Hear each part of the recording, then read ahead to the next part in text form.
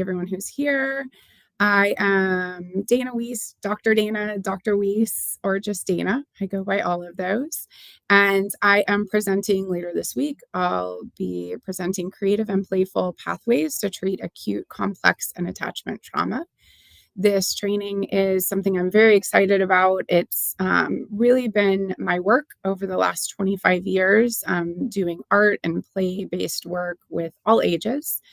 And I have worked many years in complex developmental trauma. So working with youth and families who have had years of trauma, but also generations of trauma. And just learning how to manage those really hard spaces and support that.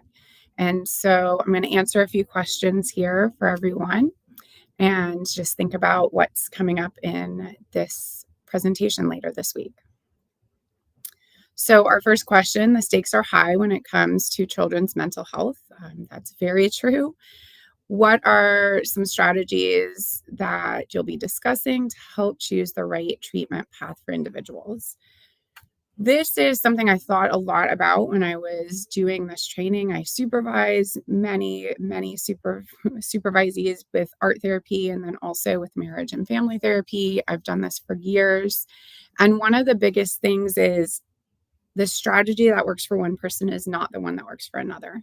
And so this workshop that I've created really talks about the ways that you can kind of think about your own modalities and your own path and who your client is. So whether it's you're in private practice and you get to have your ideal client, you get to have a niche, or whether you're in a space like where I was working for many years at a hospital setting and a group home setting or community mental health, where your clientele is kind of set out for you and you just move forward with whatever clients are assigned to you.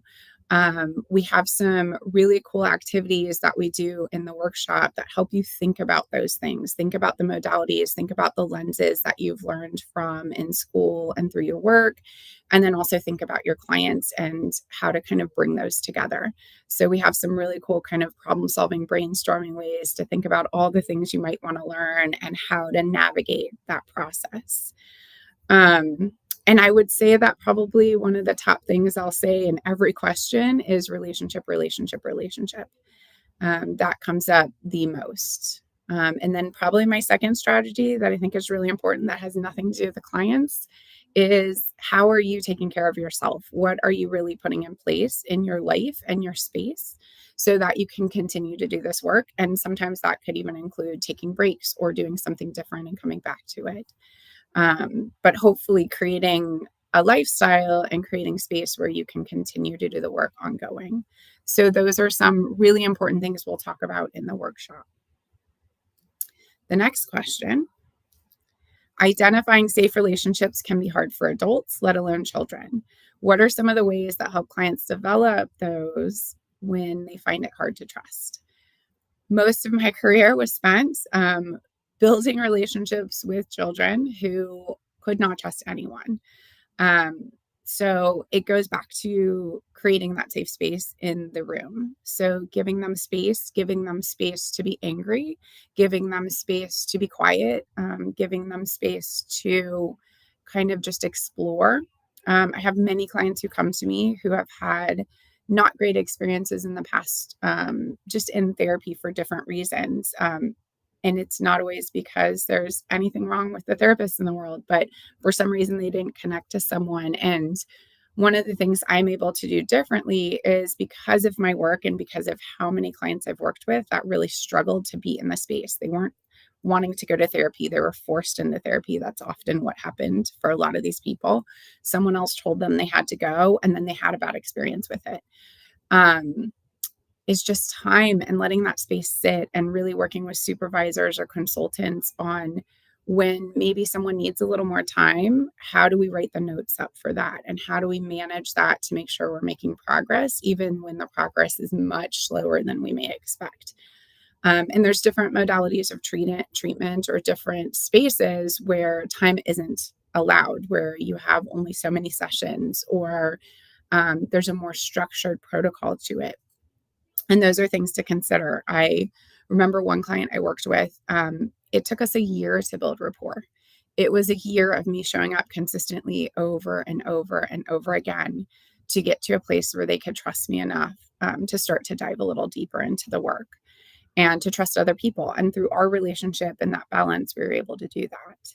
Um, Other ways when we haven't had that time, sometimes it's creating kind of a team of people that they could start to rely on and kind of build that trust with.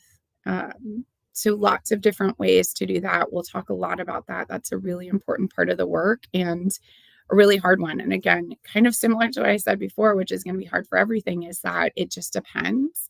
And every client is a little different in what they need or even their level of trust, right? How much safety have they had at all in life? So, someone who's never experienced safety, it's going to be a lot harder to build that than someone who has had moments of safety and knows what that feels like and has internalized that. And yeah, that can be a really long process. Can I give you an example of an activity that I use to help children ease into trauma work? So that's really what we were just talking about. So many ways. I love play and art therapy. I'm trained in both of them. I highly recommend if you are interested in play and art that you get trained and certified in them. And if you're not, in the training, we talk about different ways and different things you can do to explore. But I think making the space safe, no matter how big or small your space is, or even if it's just this space, if you're online, creating a safe space for that person and you that feels comfortable, that feels safe. I think that's one of the best ways. It kind of goes back to the last question. The other thing is, one thing, as I have a lot of play and art supplies in my office, one thing I do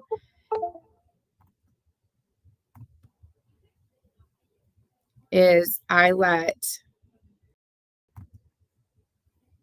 clients pick something from the office that they want in here. So if they like a certain brand of marker or if they want a certain type of stress ball, they get to choose things to have in the office. So I will often just incorporate those things into the space. All right. Next question. Sorry about that. I feel like I had a little glitch on my computer. I hope I'm still here for everybody. What am I most excited about sharing during this presentation? Really, all the things I just said. I've been in this work for about 25 years. I teach a course at the university on trauma and suicide assessment, and I have used a lot of these tools for years and years in both my own work and in supervision. So I'm really excited to share this and to have this opportunity to help other people explore some of these different ways to support families, youth, individuals, really of all ages, although we focus on children and adults. I mean, and adolescents. A lot of the tools and activities I'll talk about, I use with my adult clients as well. So, really being able to span the lifespan with a lot of the tools and activities we'll talk about later this week.